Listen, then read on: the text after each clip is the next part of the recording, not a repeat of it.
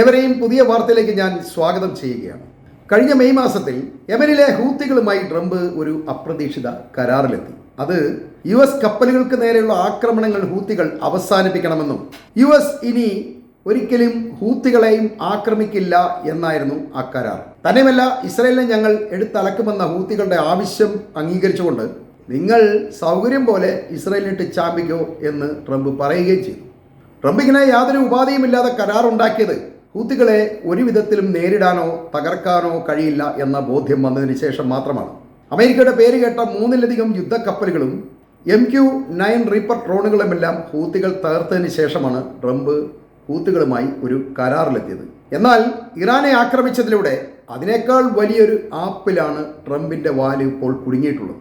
ഇറാനിൽ നിന്നുള്ള തിരിച്ചടി സഹിക്കാൻ കഴിയാതെ വന്നപ്പോൾ ആരെങ്കിലും വന്ന് രക്ഷിക്കോ എന്ന് പറഞ്ഞ് ട്രംപ് നിലവിളിച്ച് നോക്കിയിട്ടും ചുറ്റും പുല്ല് തിന്നുകൊണ്ടിരുന്ന ഒരൊറ്റ യൂറോപ്യനും തിരിഞ്ഞു നോക്കിയില്ല എന്നതാണ് ട്രംപിനെ പോലും ഞെട്ടിച്ചു കളഞ്ഞത്. പകരം ഈ വയസ്സാങ്കാലത്ത് കിളവന് ഇതിൻ്റെ വല്ല ആവശ്യമുണ്ടായിരുന്നോ എന്ന് കുറ്റപ്പെടുത്തുകയാണ് യൂറോപ്പ് ചെയ്തത്.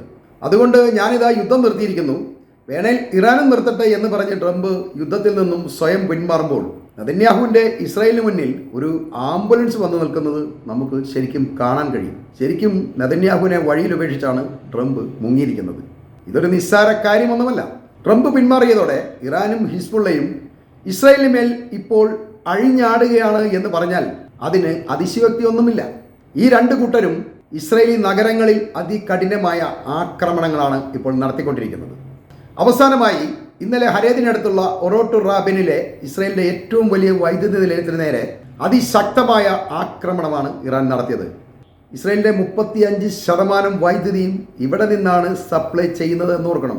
ആക്രമണത്തിന് ശേഷം ടെല്ലവീവ്, ഹൈഫ തുടങ്ങിയ ഇസ്രായേലിന്റെ പ്രധാന നഗരങ്ങളിലെ മിക്കവാറും ഭാഗങ്ങളിൽ കറണ്ടില്ല എന്ന വാർത്ത പുറത്തു വരുമ്പോഴും ഇവിടെയൊന്നും കാര്യമായി യാതൊരുവിധ തകരാറുമില്ല എന്ന മട്ടിലാണ് ഇസ്രായേലി വാർത്താ മാധ്യമങ്ങൾ എഴുതുന്നത്. ഇനി അഥവാ ഇസ്രായേലിന്റെ തകർച്ചയെക്കുറിച്ച് ആര് റിപ്പോർട്ട് ചെയ്താലും അവരെ പിടിച്ച് അകത്തിടുകയാണ് ഇസ്രായേൽ സൈന്യം ഇപ്പോൾ ചെയ്തുകൊണ്ടിരിക്കുന്നത്. അതുകൊണ്ട് പേടിച്ചിട്ട് ഇസ്രായേലിലെ ഒരു കാര്യവും ആരും റിപ്പോർട്ട് ചെയ്യാറില്ല. ഏതായാലും തലസ്ഥാനം മുഴുവൻ ഇപ്പോൾ ഇരുട്ടിലേക്ക് വീണിരിക്കുകയും ഭക്ഷണ സാധനങ്ങൾ, ഗ്യാസ് എന്നിവയൊക്കെ വളരെ പരിമിതമായ ഒരു തോതിൽ മാത്രമേ ജനങ്ങൾക്ക് ലഭിക്കുന്നുള്ളൂ. അതിലുപരി ഇസ്രായേലിന്റെ കരുതൽ ഭക്ഷണ ശേഖരം ഇനി ഏതാണ്ട് 1 മാസത്തേക്ക് മാത്രമേ ഉള്ളൂ എന്നൊരു റിപ്പോർട്ടുകളും പുറത്തു വരുന്നുണ്ട്. യുദ്ധം നീളുകയാണെങ്കിൽ രാജ്യം പൂർണ്ണമായും പട്ടിണിയിലേക്കും പട്ടിണി മരണത്തിലേക്കും വീഴാൻ സാധ്യതയുണ്ട് എന്ന കാര്യം നെതന്യാഹു സർക്കാരിനെ വല്ലാതെ ആശങ്കപ്പെടുത്തുന്നുണ്ട്. ഇതിനു മുൻപ് കടൽ മാർഗമുള്ള ഏതൊരു തടസ്സവും മറികടക്കാൻ വേണ്ടി Israel, Jordan, United Arab Emirates, Saudi Arabia എന്നീ രാജ്യങ്ങളെ ബന്ധിപ്പിച്ചുകൊണ്ട് ഒരു ലാൻഡ് ബ്രിഡ്ജ് നേരത്തെ തന്നെ വികസിപ്പിച്ചിട്ടുണ്ട്. ദുബായ് തുറമുഖത്തെത്തുന്ന സാധനങ്ങൾ സൗദി അറേബ്യയും ജോർദാനും ഒക്കെ കടന്ന് ട്രക്കുകൾ വഴി ഇസ്രായേലിൽ എത്തിക്കുന്ന രീതിയാണത്. എന്നാൽ ഈ അറബ് രാജ്യങ്ങളുടെ മേൽ ഇറാൻ നിരന്തരം ആക്രമണം നടത്തുകയും ഒപ്പം ഹോർമുസ് കടൽ അവർ അടയ്ക്കുകയും ചെയ്തതോടെ ശരിക്കും ഇസ്രായേലിലേക്കുള്ള ഭക്ഷണ സാധനങ്ങളുടെ വരവ് നിലച്ചിരിക്കുകയാണ്. തന്നെയുമല്ല, ചെങ്കടലിൽ ഹൂത്തി ആക്രമണങ്ങളുടെ ഭയമുള്ളതുകൊണ്ട് ഈ പാതയിലൂടെയും കപ്പലുകൾക്ക് കടന്നു പോകാൻ നിവൃത്തിയില്ല. അതുമാത്രമല്ല, ഇനി സൗദി അറേബ്യയും ദുബായ് എല്ലാം കടന്ന് ജോർദാനിലേക്ക് സാധനം എത്തിച്ച് അവിടെ നിന്ന് ഇസ്രായേലിലേക്ക് കടത്താമെന്ന് കരുതിയാൽ ഇസ്രായേൽ ജോർദാൻ ഹൈവേ ഇന്ന് ഏറ്റവും ഹിസ്ബുള്ളയുടെ ഭീഷണി നേരിടുന്ന ഒരു സ്ഥലമാണ്. ഇവർ നിരന്തരമായി ഈ പാതയിൽ ആക്രമണങ്ങൾ നടത്തിക്കൊണ്ടിരിക്കുകയാണ്.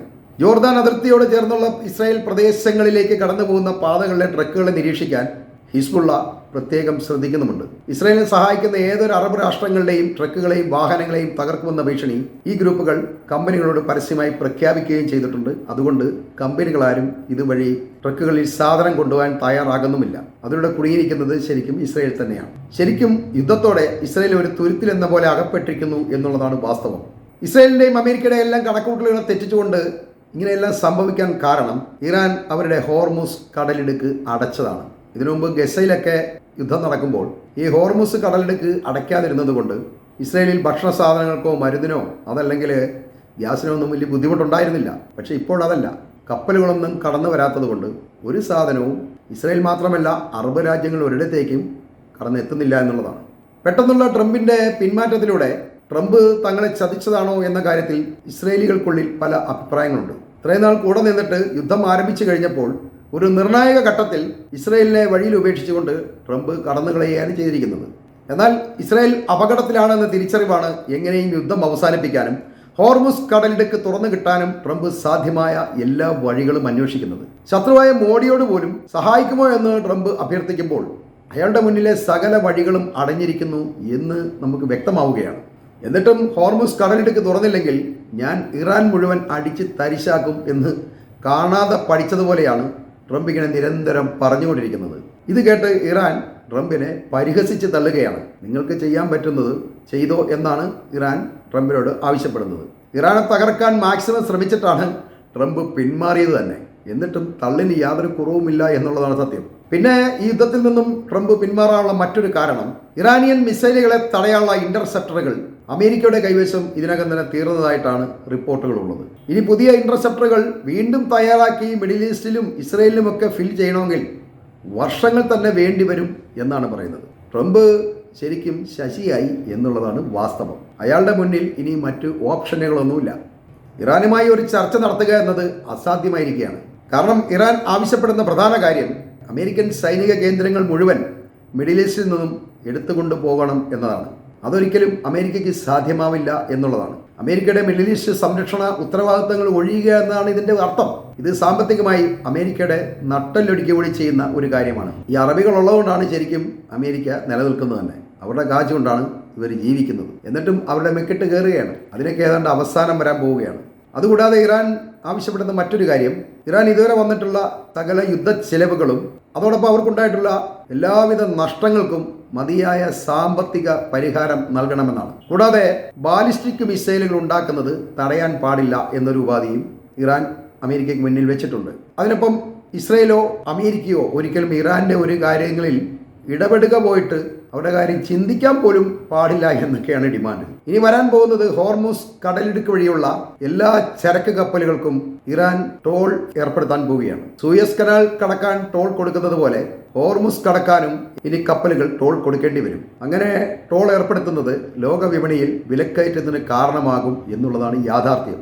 ഇറാന്റെ ഡിമാൻഡുകൾ ഒരിക്കലും അമേരിക്കയ്ക്ക് അംഗീകരിക്കാൻ കഴിയില്ല എന്ന് നമുക്ക് തോന്നുമെങ്കിലും ക്രമേണ അമേരിക്കയ്ക്ക് ഇത് അംഗീകരിക്കേണ്ടി വരും എന്നുള്ളതാണ് സത്യം. അതല്ലാതെ ഇറാനെ അടിച്ചു തോൽപ്പിക്കാൻ ഒരിക്കലും ഇനി അമേരിക്കയ്ക്ക് കഴിയില്ല എന്ന് വ്യക്തമായിരിക്കുന്നു. ഇതിൽ നഷ്ടപരിഹാരം ഉൾപ്പെടെയുള്ള ചില വിട്ടുവീഴ്ചകൾക്ക് ചിലപ്പോൾ ഇറാൻ തയ്യാറായേക്കും. എന്നാൽ മിഡിൽ ഈസ്റ്റിലെ അമേരിക്കൻ ആധിപത്യം അവസാനിക്കുന്നു എന്നതാണ് ഇതിലൂടെ നമ്മൾ മനസ്സിലാക്കാനുള്ളത്. ജാള്യത മറയ്ക്കാൻ ട്രംപ് എത്രയധികം വിടുവായ്ത്തരങ്ങൾ പറയുന്നുവോ അതിനെല്ലാം ഫലം അനുഭവിക്കേണ്ടി വരുന്നത് ഇസ്രയേലാകും എന്നൊരു യാഥാർത്ഥ്യവും ഇതിൽ തെളിഞ്ഞു നിൽക്കുന്നുണ്ട്. അത് ക്രമേണ ലോകം മനസ്സിലാക്കി വരികയാണ്. അതുകൊണ്ടാണ് ഇസ്രയേലിന് മേൽ നിരന്തരം ആക്രമണം ഇങ്ങനെ നടത്തിക്കൊണ്ടിരിക്കുന്നത്. അവരെ തടയാൻ ആരുമില്ല. ഇപ്പോൾ ഹിസ്ബുള്ളയെ തകർക്കാനും ലെബനോൻ പിടിച്ചെടുക്കാനും എന്നൊക്കെ പറഞ്ഞുകൊണ്ട് ഇസ്രയേൽ ലെബനോനിൽ അതിഭയങ്കരമായ ആക്രമണം നടത്തുന്നുണ്ട്. എന്നാൽ അതിൻ്റെ 10 ഇരട്ടി ആക്രമണങ്ങളാണ് ഹിസ്ബുള്ളയും ഇറാഖിലെ ഇറാൻ അനുകൂല മിലീഷ്യകളുമെല്ലാം ഇസ്രയേലിന് മേൽ നടത്തിക്കൊണ്ടിരിക്കുന്നത്. ഒരേ സമയത്ത് തന്നെ പല ഭാഗങ്ങളിലായി യുദ്ധം ചെയ്യേണ്ടി വരുന്ന ഒരു ഗതികേടിലാണ് ഇപ്പോൾ ഇസ്രയേൽ ഉള്ളത്. അത് അവരുടെ നാശത്തിലേക്ക് വന്ന് ഭവിച്ചുകൊണ്ടിരിക്കുകയാണ്. ഏതായാലും ഈ വാർത്തകൾ ഞാനിവിടെ അവസാനിപ്പിക്കുന്നു.